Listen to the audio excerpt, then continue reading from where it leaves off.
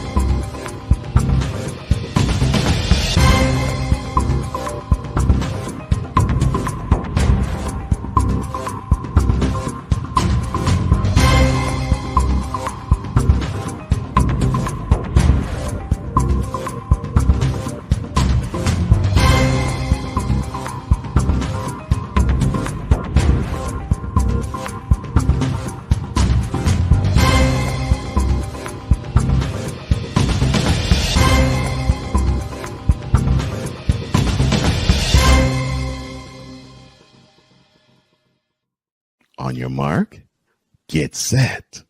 Let's go. I can't do it. We'll do it live. Do it live! I'll write it and we'll do it live! Mister, will you please wake up, wake up, wake up, wake up, wake up?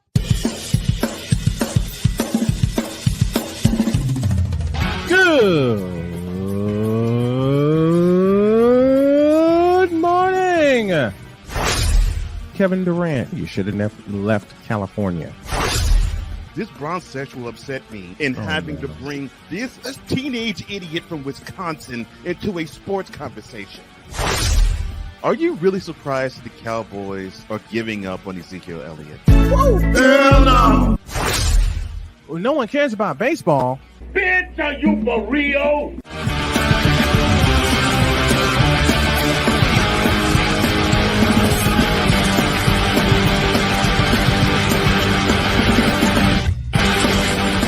Oh, yeah. Victory Monday in my household. I hope it's the same way in yours. And every day that you rise and get ready to face another day, it is a Victory Monday. Good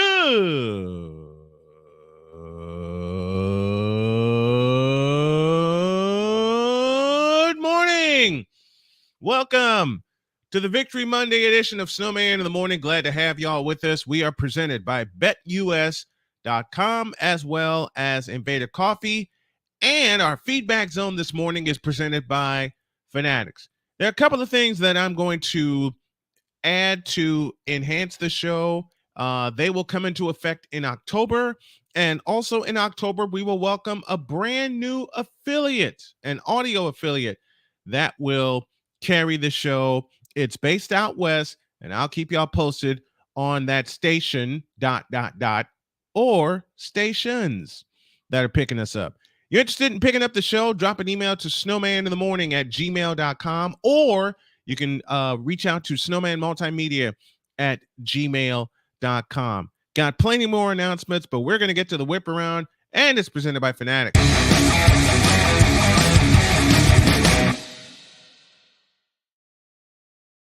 Credit to Brandon Hyde, who turned the Baltimore Orioles from a laughingstock into a juggernaut. He said there was pain, a lot of pain. There were a lot of nights I didn't know how I could do it. I felt good about the way I was going about doing things, but when you lose so much, you take it personally. Boy, ain't that the truth. And I can speak on that personally. It was life as a manager of the Baltimore Orioles before turning it into the most enviable jobs in all of baseball. But for those first 3 years, managing the Orioles was like taking blows from Mike Tyson night after night after every night. Now the Baltimore Orioles stake their claim to the top of the American League East, and they begin a huge 3-game series tonight in Texas against the world champion Houston Astros. And a little side note, I'll have the alternate call of that game tonight.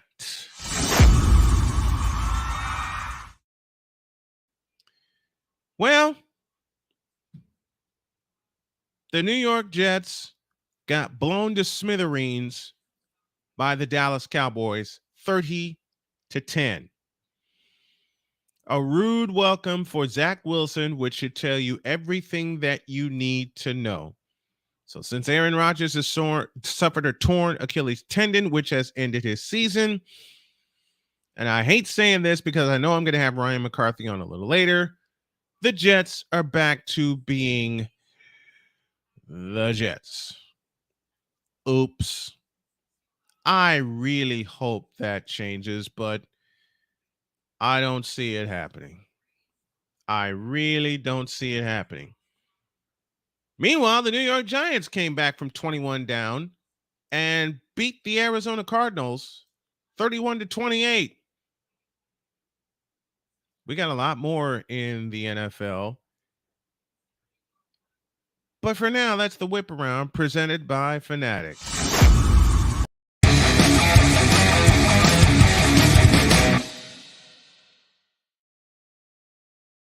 Doggone buttons. Take a pause for a break, and when we come back, is Deion Sanders the best coach in America? And somebody is waiting. And I'm going to have a little fun. Kind of, sort of, maybe. We'll see. Snowman in the morning with Cole Johnson. Back in a flash. Join Ryan McCarthy. I became a Jets fan because Kermit the Frog was my favorite Muppet because he was green, and the Jets wore green. That's how I became a Jets fan. And Dustin Henry. ESPN is cashing all in on let's pay a few personalities and we'll just kind of fill in the gaps. As they walk you through all of the world of sports from their perspective. The Albany Empire, it's a literal circus. No credentials required. Where, Ryan, say the tag. Where you don't need a press pass to talk sports. Every Monday at 8 p.m. Eastern, 7 p.m. Central. On YouTube and where you can find all podcasts.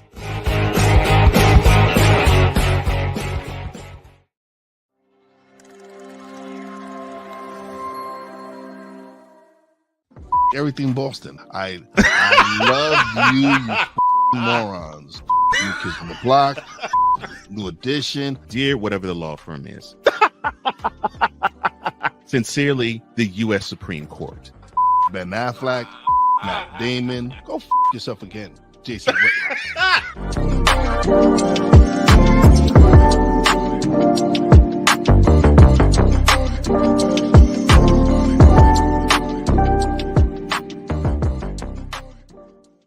Ready to hang with some fellas who know football? Let's ride. LC Muscles 28. I think they're the most overrated defense in the league. Steel Sermon. We did not trail for a single second. Tiny Tim. McCarthy is a bonehead. A Pizzle 90. I'm going with my boys. Fins up, baby. Get ready for the Four Horsemen of Pick'ems. Every Wednesday night at 10 p.m. Eastern, 9 p.m. Central on YouTube.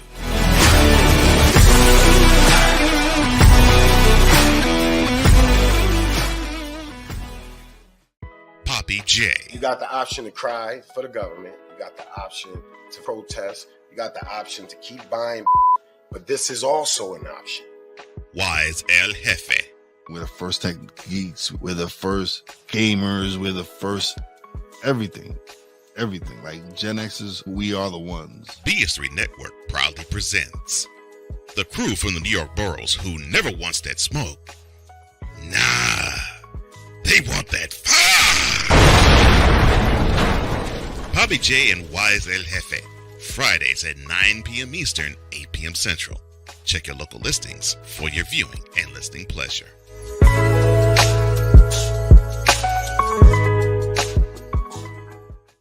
Mister, how do you operate this Twitter thing or this Instagram thing or whatever the heck? You're supposed to know all this stuff. Anyway, welcome back to the show. SNWMN Multimedia is how you can follow us on Twitter or X or whatever the heck it's called.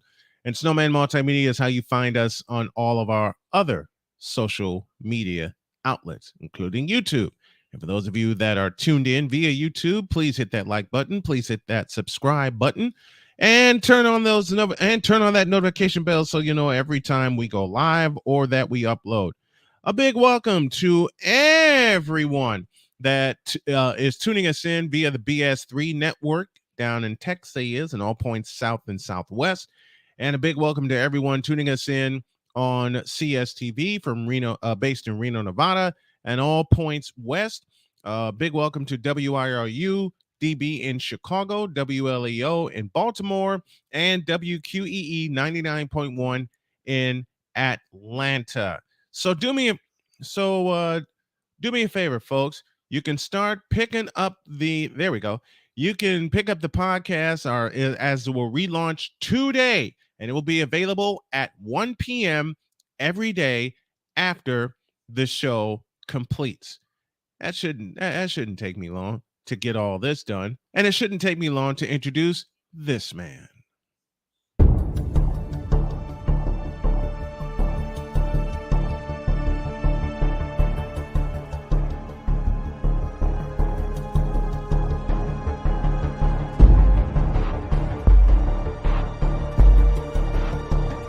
Now, forgive me not knowing the brother. You got your mic blocked. I don't know who the hell you are. It's like you're in the broadcasting witness protection program.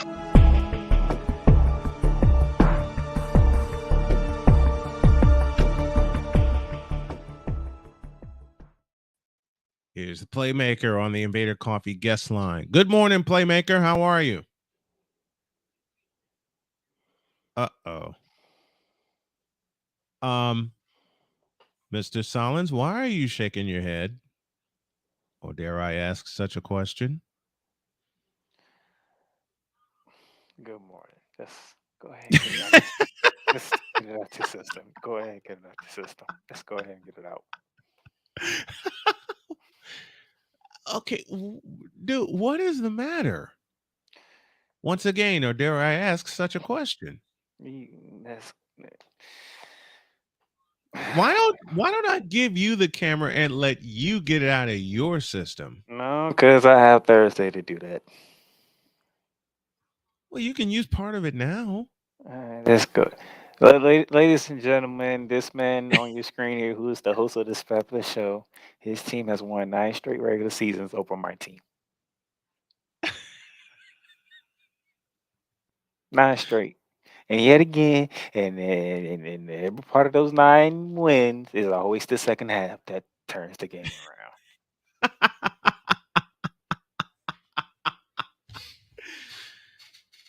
You know something? You know what turned the game around? The 49ers punching it in at the half. That pick when the ball went off the Kerryon Williams' hands, he should have caught it. Yeah. Even though that goes on Matthew Stafford's record, but that's on the running back for not catching that ball. There's always a turnover, and there's a score, and all of a sudden the game is all red and gold from that point forward. Isaiah Oliver with the key interception that turned into a field goal that gave the 49ers a lead that they wouldn't relinquish. 49ers win 30-23 over the Rams. They moved 2-0 on the year. Rams are 1-1. But I'll say this. Each of us now has a win in the NFC West. Yeah, because ain't nobody expect us to come out and punch Seattle in the mouth. Well, I kind of did. We punched Seattle in the mouth and, whoa, wait a minute. Hold on. But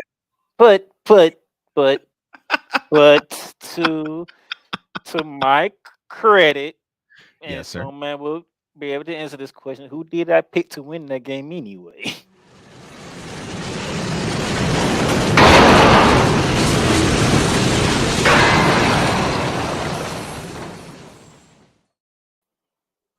Does that answer your question? So I wasn't stupid. No. You said you did pick the Rams to win that game, but you also picked the 49ers to win yesterday. So yeah. I'll take 1-1 because I had a 1-2. So I'll take the mishap on the Seattle part? Because that's Mhm. even great. Because it was in Seattle, by the way. Yeah, it was in Seattle. Seattle's gonna have a long year. But I did pick the 49ers, so I mean, That you but did. nine straight still hurts. No matter how you slice it, 9 straight still hurts. What besides the interception, what do you think turned it around yesterday It was the interception. by Isaiah Oliver? Oh, I know what he wants. Oh, I know why he asked me that question. Okay, you won, so I give it to you. That goddamn Deebo Samuel, man.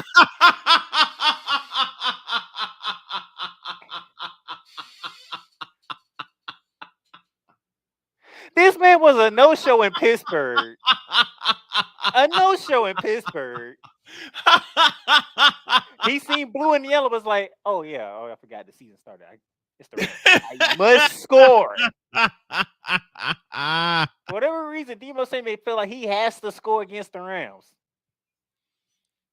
He just feel like he has got to score. I don't understand. He sees the Rams like, oh, I can score. Yes. I can get it. Oh, we doing a screenplay? Oh, so you gonna throw a screen to me? Okay. We know how this. It's the Rams. We know how this works. You just throw me the screen and I'll get it in. And what does he do? He throws the screen to him. He breaks 2 tackles and he gets in the end zone. That score at the time put the 49ers up 27-17. And as I said, it was a lead that they would not relinquish. But by the way, that's me and Snowman finna have some laughs. How about the call by Sean McVay at the end of the game? You know what? We're not gonna win, but we still gonna kick this field goal though. We still gonna kick. We're not winning, but we gonna kick this field goal anyway.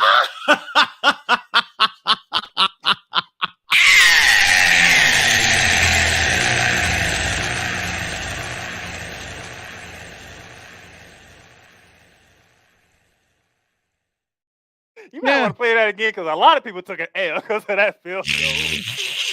We're not gonna win, but we still gonna kick this field goal.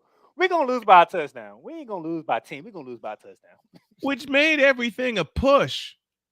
Because remember, the Niners were favored by 7 to win the win the game by at least 7. Matter of fact, the point spread was 7.5 up until kickoff. And yet, everyone who put some cheese on that game, and I'm glad I didn't, at the last minute, suffered a big, fat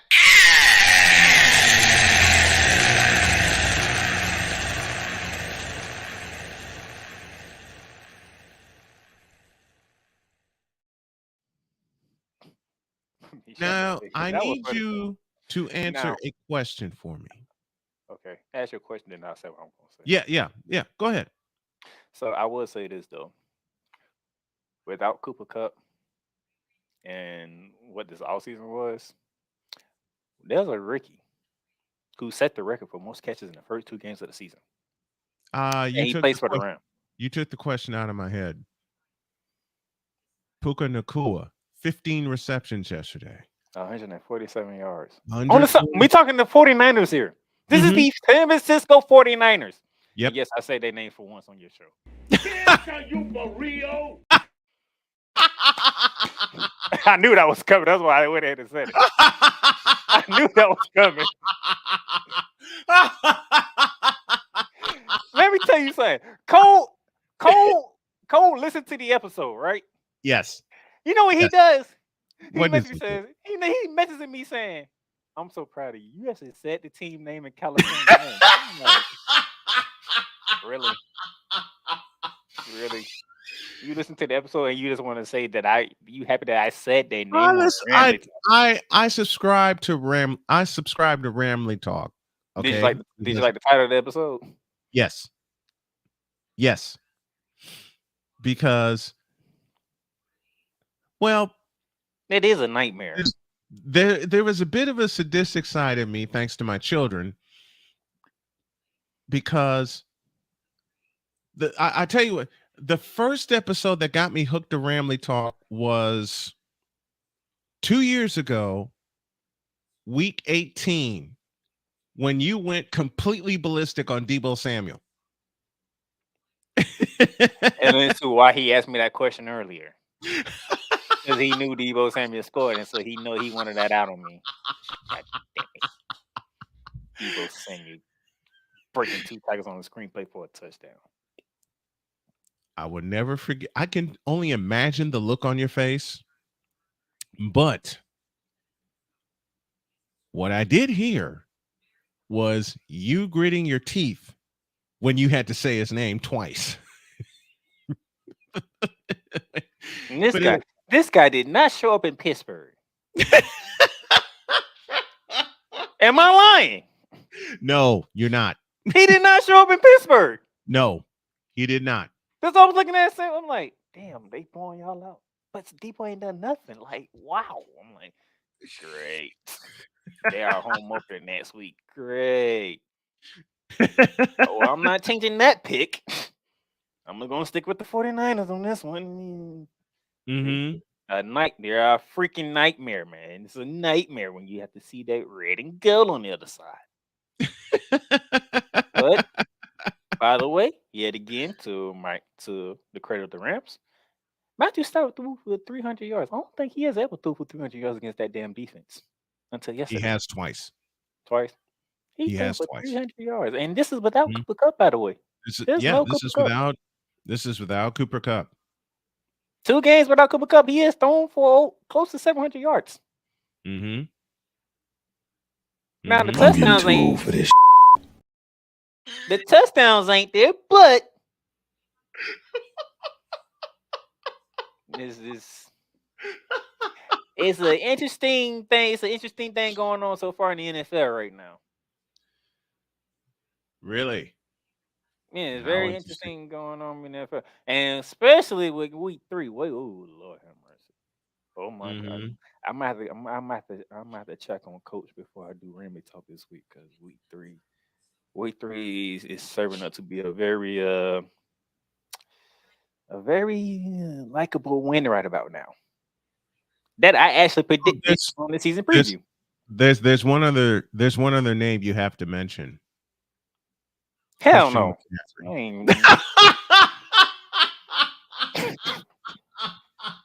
Actually, you know what? In all fairness, thank you, Christian McCaffrey, because I do have you on fantasy, and you did what you're supposed to have done. Of course. And now my sister is on here looking crazy because she's like, because you know how crazy fantasy football is right now. Yes. Me and my sister, we are in 3 leagues together, right? Mm-hmm. And guess who I'm playing in all 3 leagues this week? Your sister. I'm in all 3 at the same. I'm like, this is some BS right here, okay? And you know what? I go in, do my lineup and whatnot. I say, okay, let me go ahead and get everything ready. It is what it is. Mm-hmm. Thank you, Christian McCaffrey. Because now my sister says, like, my brother's beating me in all 3 leagues right now. This is not happening. Yes, it is. Christian McCaffrey did what he's supposed to have done. Oh, gosh. So, yes, thank you, Christian McCaffrey. And speaking of running backs, thank you, Raheem Mostert. Yes, Raheem Mostert. Thank you. A former San Francisco quarterback who's now a Miami Dolphins running back. And who ran it down the throat of the New England Patriots. Even more of a thank you because that's the team I can't stand. Ran for 121 yesterday. 2 tugs. Mm-hmm. Including a 45-yarder that slammed the door shut. That slammed the door. McCaffrey yesterday, 20 carries, 116 yards plus a touch. Deebo Samuel caught 6 for 63. Wait a minute, that's not right, is it? Let me get the box. Let me get the box score up. You're right. Because 6 catches for 63 yards. 6 for 63. Okay, that is right. 6 for 63 yards. Jawan Jennings caught 2 for 51. You know the funny thing is, what's that? San Francisco 49ers have scored 60 points in 2 games. Yes. Brandon Ayuk went off in week 1. Mm-hmm. Deebo went off in week 2. Yep. I did not hear George Kittle name yet. No, I did. He caught 3 for 30 yesterday. Like I said, I ain't hear George Kittle name yet. Christian McCaffrey's gonna be Christian McCaffrey, so I expect 100 total yards of offense from him. Matter of fact, And now 135 total yards yesterday for Cole McCaffrey. Johnson, you and me. I'm gonna leave Snowman out of this. You and me gonna have to pray for Wise. We're gonna have to pray for Wise, okay? We're gonna have to pray for Wise, okay? Because why? The fact now, good job of coming back and winning, even though it was against the Arizona Cardinals. But I'm pretty sure Wise he gonna be happy with the W, but he ain't gonna be happy how the Giants look. And Saquon Barkley is now injured with a sprained ankle. Yeah, and it's a And quick now turnaround. you It's a got quick that turnaround for the team Giants. in California up next. You still won't say the name out loud. I did it the first time. All right, let it go. Say it again. No, that team in Why not? California is up next. So Wise, I'm gonna be praying for you Thursday night, okay? Because this is not gonna be No, you're pretty. not. No, you're not. This is not gonna be pretty for the Giants. Carolina Panthers at home, week I'm 2 sorry. of the season. I pulled up the NFL.com website. I'm sorry, but This is not going. I might have to binge. that's our Daniel home Jones. opener. I'm a binge. I have to binge Daniel Jones for Thursday night because there's no good man. Because guess what? Because if I know anything about San Francisco, they not happy the fact Matthew Stafford threw for 300 yards. They're not happy about that. And it just so happened to be Daniel Jones is next on the list. So I can only imagine what Nick Bosa, Javon Hargraves, and Fred Warner and all them finna do. Especially you're gonna be up.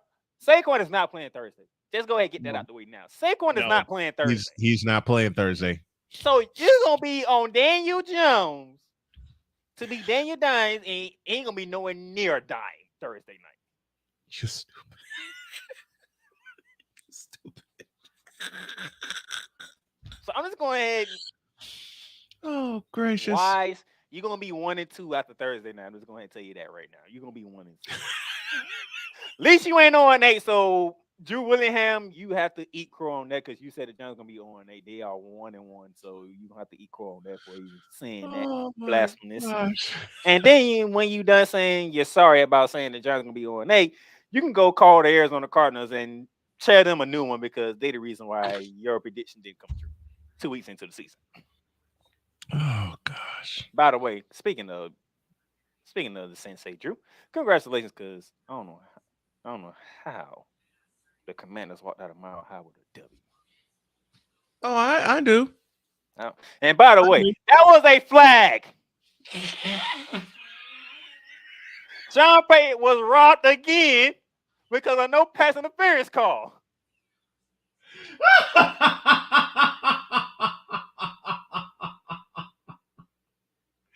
I'm not laughing at your statement. It is very true. That was indeed a flag. That was indeed pass interference. I don't know how you not see that. That was because they wanted to go home. It wasn't more blatant than the one in the NFC Championship game down in New Orleans. No, nothing could be more blatant than that. But that was blatant too. Yes, it was. Really? You couldn't tell me Corey Sutton would have caught that. Oh, you can't tell me easy. Corey Sutton would have caught that. Easy. That game would have been in overtime. It should have gone overtime. But be that as it may, after the Broncos, and I heard this morning, be that as it may, and yes, it would have gone, it should and would have gone overtime. But be that as it may, after the Broncos went up 21-3, their next 8 possessions went like this. And let me see if I can remember them correctly. Fumble, punt, pick, field goal, punt. You for real? Yeah, I'm totally for real. And then the Hail Mary.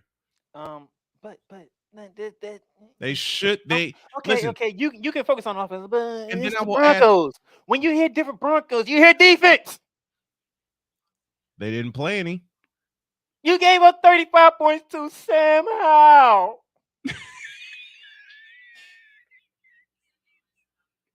Now I'm going to jump into my Stephen A bag now. You gave up 35 points to Sam Howell and the Commanders. Really? Like before Sean Payton got there, you was a top 5 defense. Where did that go all of a sudden? Out the window. You showed up week 1, and we blamed the offense, rightfully so, because how you lose when you need? All you had to do is get to 20.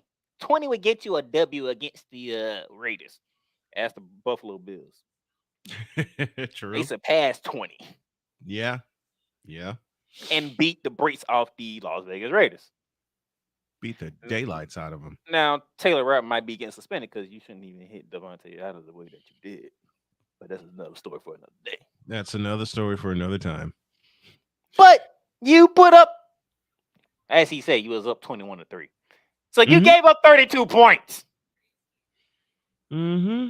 While securing only 2 field goals, that put you in a position to attempt to tie the game. Notice I said attempt to tie the game. But I will say something that a lot of people are not going to like me for before we go to a break. I will say this. He's here. What happened to the Denver Broncos yesterday in Mile High Stadium is a big part an indictment on Russell Wilson. Period. Oh no, he's here, ain't he? Oh no. A big part of what happened yesterday is an indictment on Russell Wilson. Ladies and gentlemen, I guess we gotta go to a break because I think some therapy needs to be taking place right about now. Oh yeah. And there's gonna be a lot of it. I'm just gonna sit back and enjoy the fun. Back after this. BS3 Network. Changing the way you watch TV.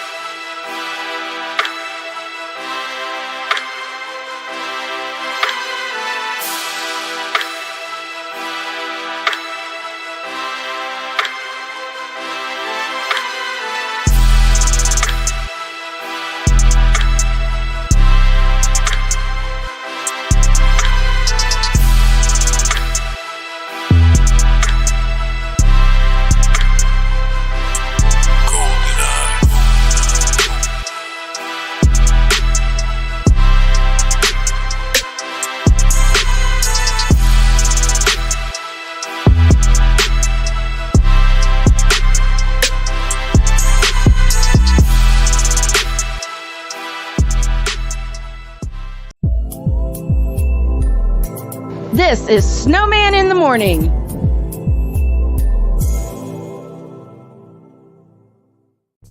What do you get when you watch or listen to the Life Happens podcast?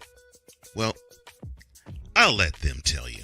Kim and I are both ministers of the gospel, and what Life Happens podcast is a beautiful balance by simply taking our spirituality with real life and merging it together to create a beautiful balance. And that's what we do. BS3 Network proudly presents Life Happens podcast, where Christianity and life intersect. Live every Wednesday at 7 p.m. Central.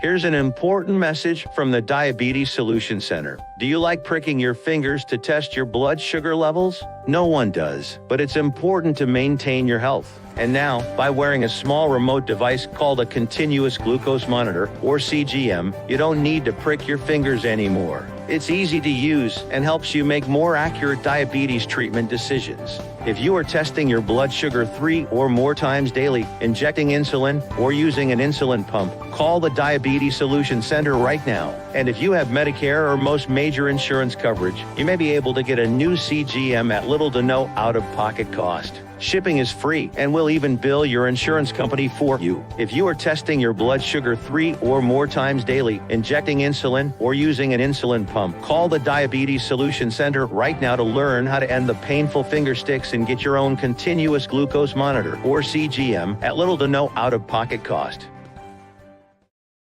'Cause we take this job so serious. I know this is going to come back to haunt me, but I take Carson Wentz over Zach Wilson. Oh no! And Dante walks off. What in the all types of blue hell? Yes, it's Snowman in the Morning with Cole Johnson.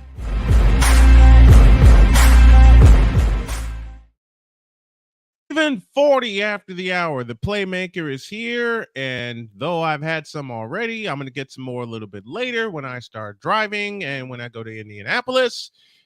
It's time to sip some coffee.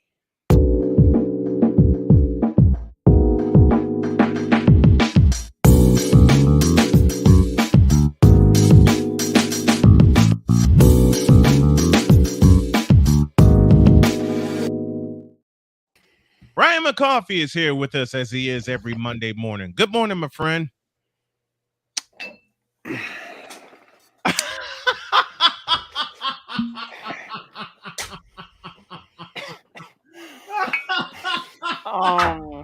Okay.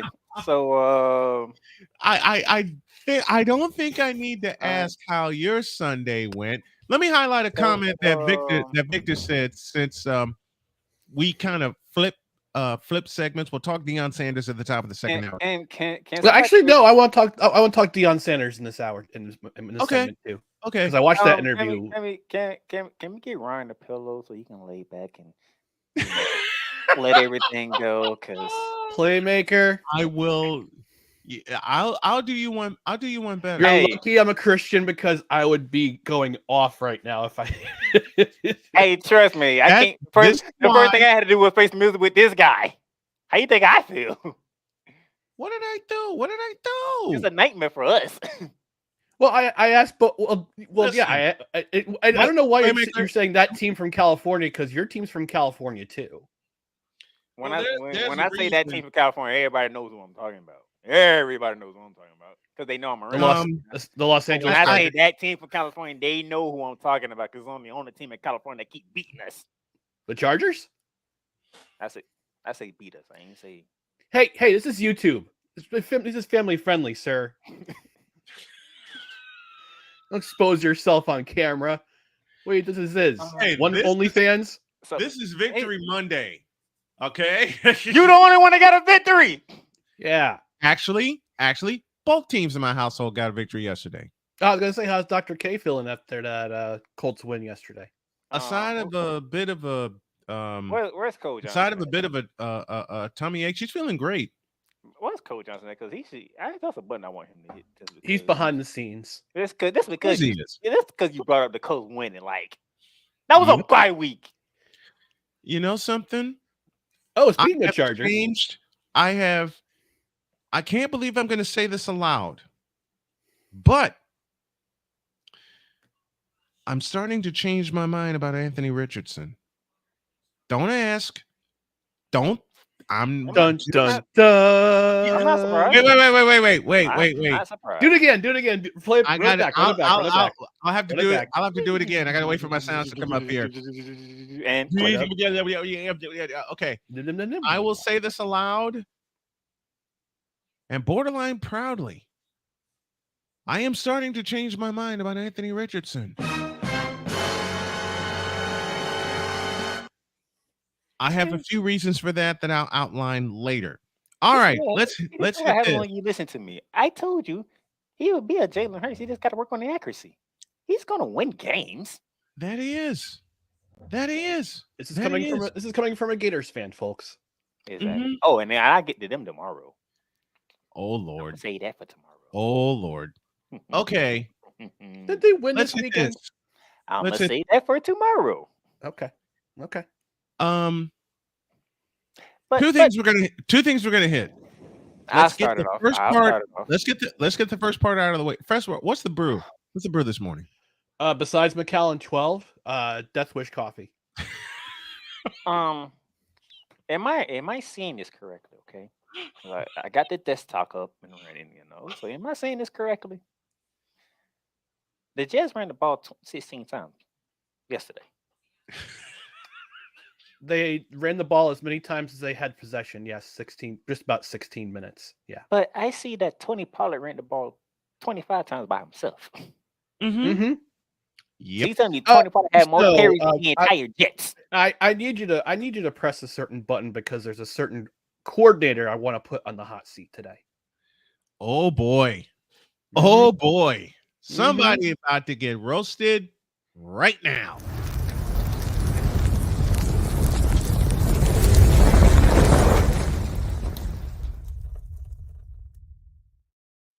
Mr. Nathaniel McCoffey, Hackett. Mr. McCoffee, it's all yours. Nathaniel Hackett, have a seat. Have a seat, sir. You say in front of the press with absolute certainty on your face on Friday, we believe in Zach Wilson. We believe in Zach Wilson. We think he's going to do it. He can do amazing things. Well, sir, let's look at the stat line for yesterday's game. I got it. What you need? Rushing or rushing? Rushing. 16 carries. Playmaker. This is my hot seat. Please, respectfully. Let him have it. 16 rushing attempts, 64 yards. Your leading rusher, Zach Wilson, 5 carries, 36 yards, including a 16-yard run. Which let's put it this way: second quarter Zach Wilson was really good. I'm not gonna Snowman. You've bullied the Jets enough this week on your program without me at present. This week, how about all summer? I have nothing to do with that. For 6 months. How about all summer? This nonsense. Let me continue. Second half was atrocious. Second half was an atrocity. What game plan did you have? What adjustments did you make in the second half? You made this offense look like Adam Gase was still the head coach of this stupid team. And Dowell Loggins, that hobbit, was calling the plays. He's now in South Carolina calling plays, but that's another matter. Speaking of second, can we throw Dalvin Cook on the hot seat too? No. Let me finish. Let me continue, please. And I'm sorry, Playmaker. I gotta get this off my chest, because if I don't get off my chest, the rest of my day will be spent blown in to smithereens. Will be spent in. But you still got no disrespect. My utter ruin, right, don't you? Let him cook. Let him cook. What was this game plan? What was this game plan? Look, listen. Okay, so here we go. We're gonna go through the entire. We're gonna go through the entirety of the play of each series for the Jets. First series, 3 and out. Second series, fake punt. I gotta give credit where credit's due. That took a lot of stones. Mm-hmm. And then had Breece Hall run for 9 yards. Zach Wilson incomplete. Zach Wilson going up the middle for no gain. Punt. Third series. Great. God. Another punt. Another 3 and out. Fourth series. 1 play, 68 yards, touchdown. That you set up Zach Wilson for success on that play. Nah, actually, Gary Wilson set himself up for that play. I'm sorry, what was the result of that last series again? 1 play, 68 yards, touchdown. On a brilliant pattern by Garrett Wilson, and he just left his corner in the dust. Mm-hmm. Great play call. Mm-hmm. Fifth series, 2-minute drill, get a field goal. Okay. And Zach Wilson looked pretty good on that drive too. Mm-hmm. He went 3 for 3. 3 for 4 if you don't include the spike. Couple runs to get those first downs. Okay, going to the half. Okay, let's see what we can do. 3 and out. Fumble by Dalvin Cook. Oh dear. 3 and out. Oh dear. Interception. Mm-hmm. Interception. Mm-hmm. Interception. Oh boy. Where was the game plan? What game plan did you have for him in the second half that set him up for success? This is supposed to be a team that is supposed to. This is supposed to be an offense that was supposed to set up Zach Wilson for success, because Coach Hackett, you said in the press conference, we believe in Zach Wilson. We believe he can do a great job. You did not set him up for success because of terrible line play. You did not set up the run, which would set up the pass. You did not focus on his strengths, which is rolling out of the pocket to find receivers. You did not utilize the run game, which, by the way, if you looked at the tape from last week against the Bills, they were having a lot of success running on that right side because of Mekhi Becton and Elijah Vera Tucker. Those are your two best offensive linemen. If you try running to the left with Laken Tomlinson and Dwayne Brown, dumpster fire. Absolute dumpster fire. And like Dwayne Brown, 17th season. I know who took accountability last week for when Aaron Rodgers got hurt with that lousy cut block that he put on that led to being Aaron Rodgers being injured. Mm-hmm. This dude got put on skates for the entirety of the game when he was matched up against Micah Parsons. Absolutely terrible. And I understand he was on the PUP list for majority of training camp. He played a couple. I don't think, and he played his first action in last week's game. It's still no excuse, dude. Like, I don't understand. And I have my ways of solving this problem with the offensive line and with the offense, period. Mm-hmm. And praise be, Garrett Wilson got hurt late in the game. He went to the medical tent. He was only thing that happened was that the wind was knocked out of him. Thankfully, that was the only problem they had. Thankfully, it was just that. Because if Garrett Wilson was out, this was going to be this season would have taken a sideways 365-degree turn or whatever. But listen, Nathaniel Hackett, fix this mess. Fix this mess, please. Fix this mess, because your next opponent has, and I've had to hear this from Patriots fans. I've had to hear this from a certain podcaster we don't mention on the show anymore. 14 consecutive games. 14. And I Playmaker, I sympathize with you because your Rams have lost 8 in a row or 9 in a row, or however many in a row to the 49ers in regular season. 14 in a row. You've lost to this team that you're playing next week. And I know you're coming off the emotional high of winning that game on Monday. You have to travel to Dallas, and I'll give Dallas credits due. Marvelous offensive game plan by, and this is for, I know Victor Locke's having a heart attack right now because I said marvelous offensive game plan, considering who's calling the plays. But you did not put together, this offense was not put together to help Zach Wilson succeed. And we've got Jets truthers out there saying Zach Wilson's terrible, this and that. Look, Zach Wilson did an okay job until they had to put the onus on him to force those passes, those 3 interceptions on 3 straight series. I look up and I say, what the heck was going on? Listen, you said, if you want to believe in Zach Wilson, set him up for success. Mm-hmm. Whether it be on the offensive line, you got to run the ball. You have to run that football. Set him up for passes roll him out of the pocket, set him up for passes there. He had some of his best success early in his career when he did that. The game plan yesterday was atrocious. It was an atrocity. It's no other way to say it. The defense, I give full credit to.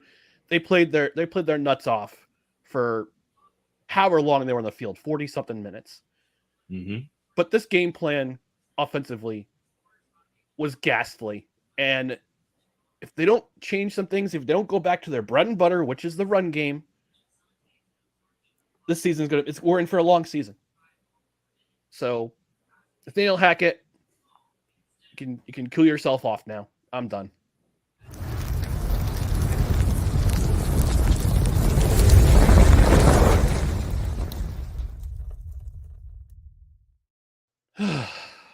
Feel better? No. Yeah. No. A little bit. No. Playmaker doesn't. Playmaker says no. Ryan says yes. Playmaker. I feel better personally. I don't feel good about this game. I feel better that I got that off my chest because if I don't like holding things in. Wait till you hear Ramley talk on Thursday. And I'll leave it at that. All right, gentlemen. One thing we're going to hit before we go into halftime. Is Deion Sanders the best coach in college football today, given A, his interview, and B, what his team did to come back from 11 down in less than 10 minutes against Colorado State in a prime time in a prime time game? Let me go to Playmaker first. Man, go to Ryan. Go to Ryan. Go to Ryan. I mean, you on borrowed time, so I mean, might as well get you first. Okay. All right. Oh, all thank yours, you. Ryan. All right, thank you. I'm gonna say, as a motivator, absolutely. Yes. Absolutely, as a motivator. I watched that interview, and I know how creative editing goes. Yes. When they were talking about the Jackson State thing, he dodged the question. He wasn't dodging the question. I don't think he was dodging the question at all. I think there are certain things contractually that you can't say. You can't put it out there. That's probably why he didn't say anything. Mm-hmm. I think it's too early to say right now whether he's the best play caller, but in terms of motivation and getting his guys to believe and saying and I give him Stones. I give him full credit for having the Stones to come into that locker room when he was hired and say, you know what? If you're not fit to be here, if you don't think you could be here, or you want or don't want to be here, I would respectfully ask for you to go to the transfer portal. Mm-hmm. And I think him saying that to sing that there's that song "Cruel to Be Kind." I don't know if you remember that song "Cruel to Be Kind." Yes. To be cruel to be kind and let those players know, yeah, we're gonna separate the wheat from the chaff, and we're gonna figure out who belongs here and who doesn't. And he's absolutely right when he said, I'm paraphrasing here. I can't quote. I'm not going to quote. I'm just going to paraphrase. He says, kids these days are told that they're great at everything. And you have to tell them the truth that no, that's not true. That's not true. There's areas where you have to improve, or there's areas they've been told you're good at everything, and there's no room for criticism. So for him to come in the day after he was hired and say, listen, I'm encouraging you guys who want to stay here, stay. But for those of you who were brought in by the last coaching staff that only won one game last year, you don't want to be put what I'm going to put you through. So it's better for you to enter the transfer portal now and just be done with it. So I thought that was a breath of fresh air coming from a college football coach. I love it. All yours, Playmaker. Okay. Now, y'all talking about the 60-minute thing, right? Yep. Just listen to the press conference after the game. Yeah. Just listen to Deion talk. Just listen. The way he talks, the words that he uses, make anybody want to play for him. I want to play for him. I'm 46 years old. I repeat the sentiment at 51. Yeah. So if y'all go back and listen to the post-game press conference with Deion Sanders. That's all you need to listen to. Mm-hmm. Absolutely. And the crazy thing is, here's what I need all these other coaches to realize. Stop going after them. Shut up, bitch. Oh my God. Now, one time since Deion became the head coach of Colorado, as he came at another coach. No. Came at another team. No, he hasn't. All then Deion want to do, coach his team up for the week. Mm-hmm. Make it a game. Have fun. But no, somebody got to make it personal. Yeah, somebody always has to make Let me get my early message out for bearing down and get down right now. Look here, Okay. Oregon. Don't you say a goddamn thing this week. You know your damn role and shut your damn mouth.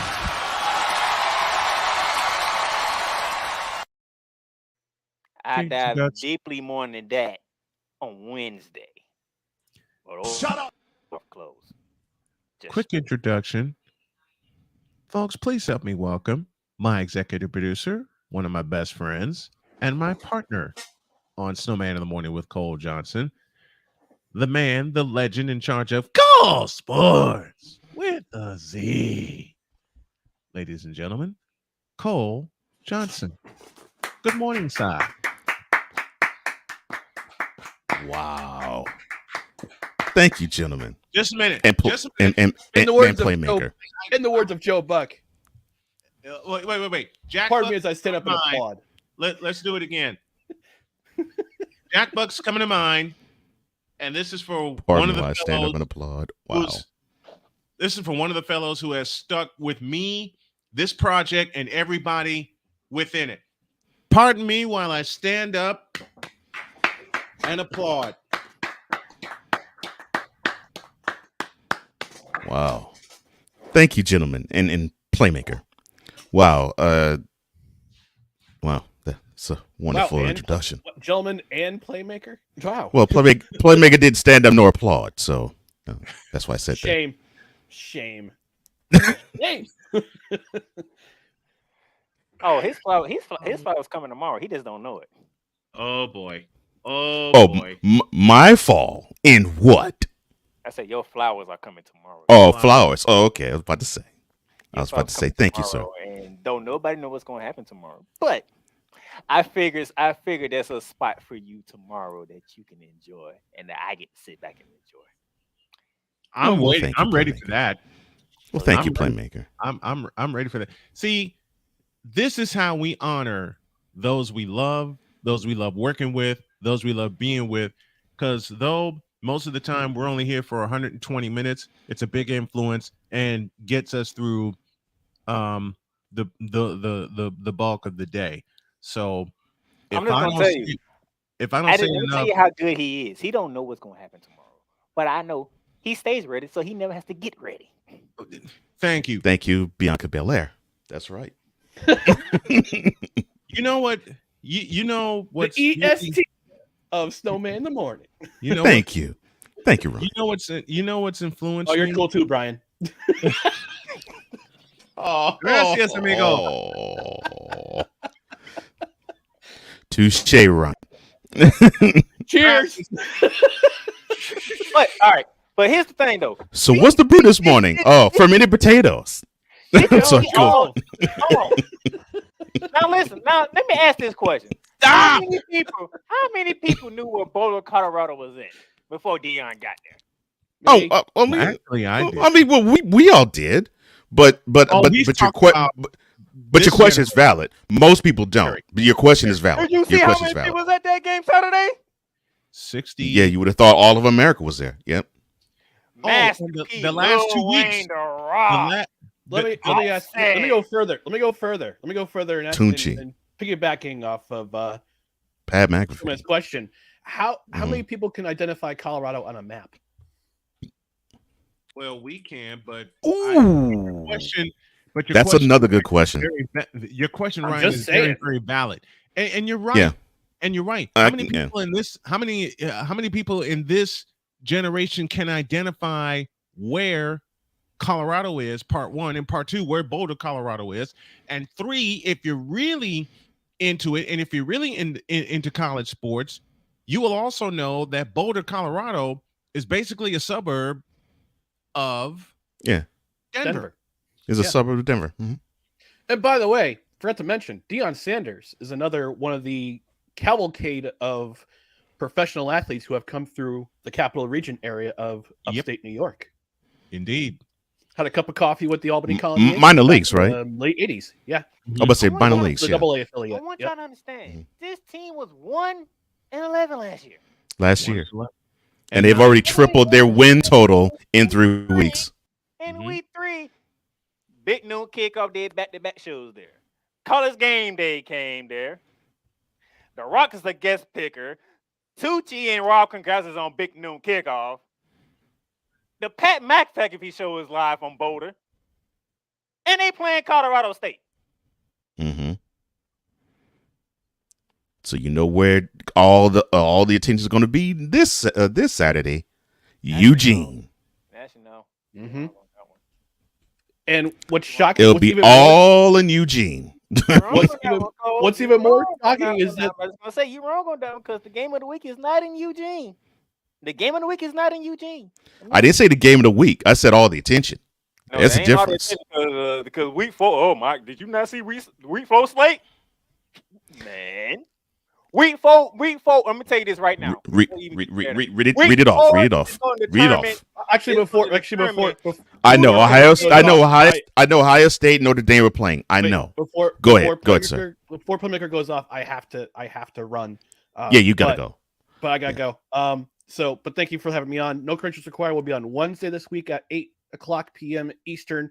We're gonna try to get through Victory Monday, which is now we suck again Monday. Oh wow. And no credentials required. I just want to just the offense was terrible.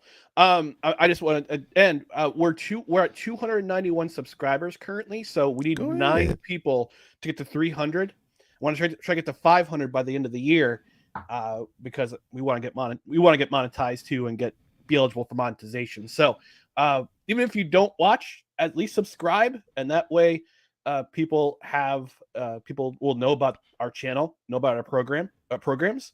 We got a lot more coming on the way. I'm going to actually incorporate, I said this on Victory Monday, I'm going to incorporate the Have Another Donut New Jersey Devils podcast into the No Credentials Required family. So they'll be coming when Devils start their season. And that's it. So, all right. Well, that will be actually in about a couple of weeks or so, 3 weeks or so. So it's coming down the pike soon. Ryan McCarthy, No Credentials Required. I would say it comes on every Monday, like the commercial says, but I know during this season it's not. Now hit my theme music. All right, Deion, I'll hit your theme music. Good Lord. Thanks, fellas. Join Ryan McCarthy. I became a Jets fan because Kermit the Frog was my favorite Muppet because he was green, and the Jets wore green. That's how I became a Jets fan. And Dustin Henry. ESPN is cashing all in on let's pay a few personalities and we'll just kind of fill in the gaps. As they walk you through all of the world of sports from their perspective. The Albany Empire, it's a literal circus. No Credentials Required. Where, Ryan, say the tag. Where you don't need a press pass to talk sports. Every Monday at 8 p.m. Eastern, 7 p.m. Central. On YouTube and where you can find all podcasts.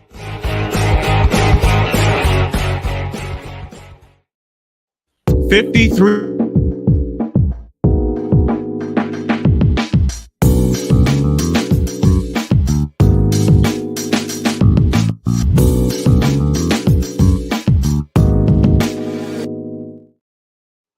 $53,141 at Folsom Field Saturday night. There was a grand total of 917 yards of offense. That I don't mind the numbers of people at the game. Is a rivalry game, okay? It's an in-state rivalry. Mm-hmm. It's the celebrities that were there. No, it's talking about. For the first, it's not only that. You're correct, Playmaker. It's also the fact that for the first time, I believe in 20 years, it is on campus. Because they usually hold that game at Mile High Stadium. Which is true. They usually hold that game at Mile High Stadium, and they draw about, I'd say, 50 to 60,000 because it is an in-state rivalry. Mm-hmm. But because of Deion's influence and presence and what he is doing for this ball club, not only did they hold it on campus, they held it in an ESPN primetime slot. Given the Pac-12 conference, it was a primetime slot, and the numbers of people watching this game, and I impromptu did a call for that late Saturday night with some fellows on a panel. It was incredible. Just the views alone, from Fox being there when they hosted Nebraska, and then ESPN blowing the roof off the joint. In back-to-back weeks. Colorado State. Now they have to go to that madhouse, loud house called Autzen Stadium and back up this performance. Now this is where. But go ahead. Read. This is where. Read the slate for this coming Saturday, sir. Playmaker. Oh, you want me? I didn't even get that. Let me get that up then, because Ohio's game of the week is Ohio State and Notre Dame down in South Bend. That's what I'm saying. That's the game of the week. That's what I'm saying. That's the game of the week. The event of the week will be Colorado, Oregon. It's in Autzen State. The event of the week is in Autzen Stadium because it's a 3:30 kickoff, and I believe ABC has that call. Yeah, that's ABC. I gotta say, ABC has let that call. me give you the games that, because week 4 is ridiculous. Okay, week this past weekend you didn't have a lot of games. Week 4 is where it's at. Florida State is at Death Valley, noon. Next. I'm sorry. When you mentioned Dabo, I yawned. I'm sorry. Go ahead. Next. Yeah, but the team that has won that conversator the last time. Okay. Yeah, but still, when you mentioned Dabo, I yawned. Next. And plus, Dabo got his butt whooped to Durham. Yes, sir. What's the next I know. game? I know. But guess what? If Florida State's really back, this is the game to prove it right here. That's I agree. I agree with that. Now, those of you who are SEC fans, or you live in SEC country like Cole does, you got your eyes on Auburn and Texas A&M. You got your eyes on that just to see if Auburn is going to be good this year, or are they going to slip up at College Station? Oh, hell no. Cole, you're from Texas, so the Texas faithful will love this. The annual rivalry between SMU and TCU. Of course. That game is always close and high scoring. 70 points. First one to 70 wins that game. I agree. First one to 70 points and 700 yards wins that game. Like the old, it has the ability to be it. Yeah. Like the old Southwest Conference, whenever Houston hooks up with anybody. The aforementioned Colorado at Oregon. 3:30. Autzen Stadium. By the way, the Pac-12 owns the 3:30 slot on this coming week because on Fox at the same time, UCLA has the Salt Lake City. Salt Lake City. They play They're Utah. going to get punched in the nose. Usually the 3:30 slot is for the SEC. In that case, you have Ole Miss and Alabama getting together. Can Lane Kiffin finally beat Nick Saban for once in his life? Alabama. The top 20. Oh, wait a minute. They ain't ranked. They is ranked. No, they fell out the ranking. No, they ranked 13. As I said. They're ranked 13. You meant to say not ranked in the top 10. That's what you were trying to get to. All right, fine. They ain't ranked at the top 10. But they suck. All right.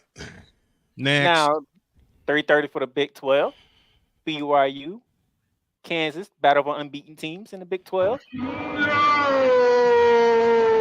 By the way, shout out to BYU because y'all went the SEC country and got to win. Yes. And Kansas faithful is saying that. Go ahead. I'm sorry. Hey, they undefeated. It's a battle of unbeaten in the Big 12. They were undefeated for 5 games last year, and then all of a sudden, no.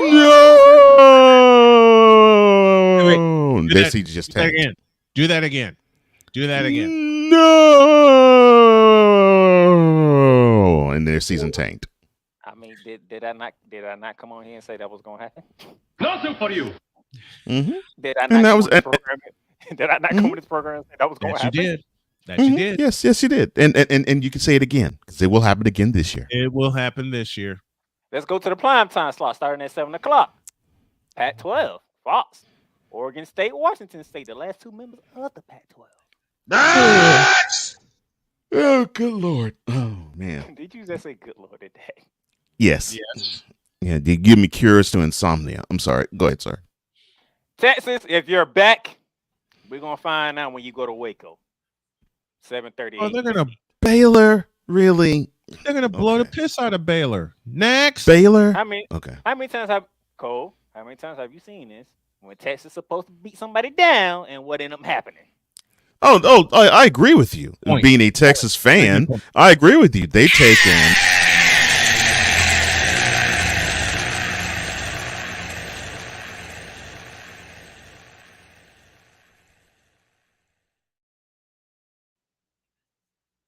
I don't think they will to Baylor, but I don't think they will to Baylor. If UT is back, if Hook'em Horns is back, you walk into Waco and you handle business. Hook'em Horns has to be back when they dismantle Oklahoma again, but that's in October. Yes, please dismantle Oklahoma. Please. Game of the week on NBC. I beg of Ohio you. State taking a trip to South Bend. Ohio State might be in trouble. This is for you, Cole. Eyes of Texas, baby.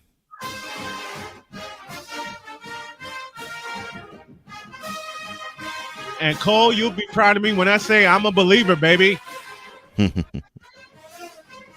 ain't there yet. Hence what? I'm not there yet.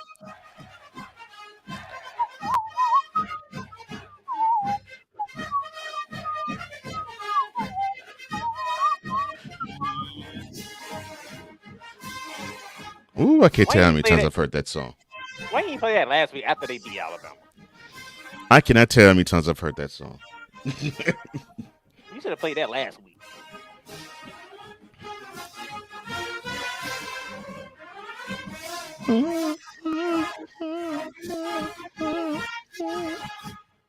Now, I actually saw that perform. I think Ohio State's in trouble. One day. I think Ohio State's in Nice. Well, all right. See, Playmaker, all of these wonderful games on tap. I agree with you. They're wonderful games. Yes. And yes, I think Ohio State, Notre Dame in terms of teams, in terms of where they are ranked. Yes, it would probably be the most important game of the week. The event of the week is in Oregon. Is in Eugene, Colorado, Oregon. Because you will not see Wu-Tang Clan, The Rock, Tunchi, who else? Good Lord. Let's see, Cameron. I mean, so many people just flood. I mean, I do mean flood wherever Deion goes. I'm like, doggone. Yeah, that's the question though. Who's going to show up at Oregon? Who? Now that the team is 3-0, who? Who's going to show up at Oregon? The entire doggone state of Oregon. Who? Well, the answer to that question is not. Hell, Phil Knight might be in attendance. I'm like, that's what I'm saying. I was like, look, Playmaker, you can This is look. This is the Deion welcome to the Pac-12 moment here. I'm like, look, you can have. We'll see. You can have like Georgia versus good Lord. You can have Georgia versus Bama or Georgia versus Ohio State on the same slate. People will not give a crap about that game as much as they do or Colorado versus whomever. Mm-hmm. And the capacity of Autzen Stadium is 54,000. 50? Yeah. Okay. I will guarantee you 3 letters. SRO. Oh, you know it's going to be standing room only. SRO in Autzen Stadium. Just like it's going to be SRO at Levi's Stadium Thursday night. Oh, sorry. Yes, the 2023 home debut for the San Francisco 49ers in 3 days. Thursday. You can't even wait to Thursday, can you? You just have to take shots already. I didn't take a shot. Whoa. All I spoke was a true statement. Hold on. Give me this camera. Snowman took shots at you the first time. What are you talking about? You already taking shots? Come on, man. I ain't saying me. He called the first game at Levi's Stadium standing room only. Dear Do you know who they playing Thursday night? Yes, The I know. New They play York- the Giants. Yes, I know. They more than likely will play a Saquon Barkley-less Giants. I know. Okay. I want Cole to get a certain button ready. I am doing this purposely to get a laugh out of him, out of you, Playmaker, and everyone in the chat. I think why I suffered enough already. Will you shut up and let me say what I gotta say? Why suffered enough? Wow. Okay. And no, why is this not suffered enough? Wow. I'm gonna say I am doing. I'm looking with this man. Okay. We love you, Wise. We have to teach you. Give me this camera. I am doing this for a purposeful laugh only. And Cole, there's a button I need you to push. When I unleash the statement of, and I can't do it without laughing. I haven't taken a shot at Playmaker yet this morning. No, you haven't. I'm ready. And here's a wonderful selection by the Wonder Bread Choir entitled "You Is Out Your Doggone Mind."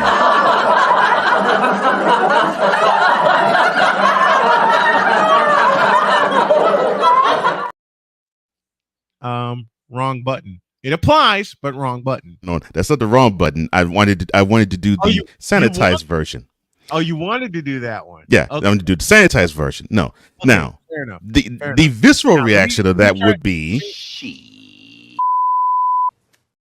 the third one. I'll say the statement again, mm-hmm. and I'm doing this purely for a laugh because y'all know better. People have tuned into the first half of the show. Mm-hmm. Oh, I got it ready. You ready? You ready? I got it ready. Mm-hmm. All right. I will repeat my statement again. Mm-hmm. Here it comes. I have not taken a shot at Playmaker yet this morning. Breaking Hit news. Hit it. Why the you lying? Why you always lying? Oh my gosh. Stop lying. Always lying to me. You lying so much. You making it hard for me. Yeah. There's the visceral reaction I was waiting for. We got breaking news. Uh-oh. What we got? Travis Hunter is out for 3 weeks. Oh, that's gonna hurt. Stop the cap. Because he got pounded. He didn't get pounded. He got hit illegally. Yes. I heard somebody Sunday morning actually cap for that. I actually say, yeah, it actually said, well, you know, if you run off at the mouth, that's what you get. I'm like, I've played football. I have played football. I have been on teams where the coaches said, all right, you see how they are, you see how they're running their mouths, you see how they're disrespecting you. Don't allow that disrespect to happen. Show them how much man you are. But they would also stress, do it though within the framework of the rules. Exactly. I'm like, exactly. I was like, no, coaches don't coach that. No, no. And others were saying, well, that really wasn't a hard hit. Okay, Really? you get hit in the solar plexus and see Really? how you react. My next 4 words are as follows. Who told this lie? Yeah, I'm about to say, you jump up, you come down, you have somebody who is leaping into you and hit you into your solar plexus. Mm-hmm. And see if that doesn't hurt you. And see if you get up. Yeah, and see if you get up. Man, get out of here. No, I feel for Travis. God, that's a tough loss. I do too, man. At Oregon, and then you got yes, at Oregon, you got to go. You have Southern Cal at home the next week. So these next two are going to be a gauntlet. It's not a borderline gauntlet. It's just a straight up gauntlet. Yeah. Oh boy. And you got to do this without one of your best players. And to Cole's earlier statement, There's a lot of people that want to see Colorado lose. And Yes. There's no other Severely. team They're that's much waiting more for the other losable than the shooting. Nets too. They're waiting for the other. Everybody, mostly everybody, is waiting for the other shoe to drop. And here's the funny thing. And look, Colorado's not going to go undefeated. I want them to. I don't think they are because they just don't have. Well, and now you just mentioned with Travis Henry. Hunter. Hunter. I'm sorry, Hunter. I'm sorry. You mentioned Travis Hunter. They definitely don't have all their horses now, and that's their best player. So it's not that I don't believe. It's just I'm being realistic. They're not going to win every game this year, but when they do lose. And it might be Saturday, but when they do lose, guaranteed you're gonna see a 2-pronged attack.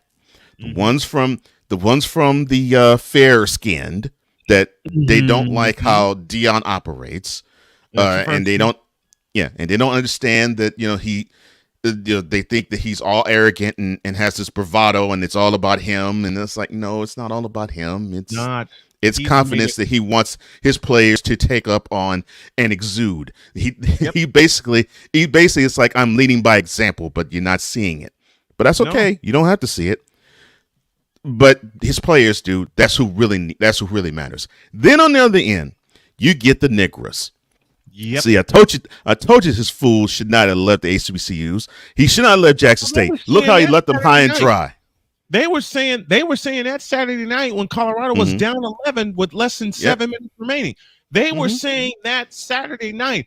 Not only can I vouch for it, Charles Faulkner can vouch for it, BGS can vouch for it, AB Media, all the homies that we've had on this show were all in tow when I appeared on the Coliseum stream Saturday night, and I broke into a play-by-play watching that game. Listen, BGS released a statement.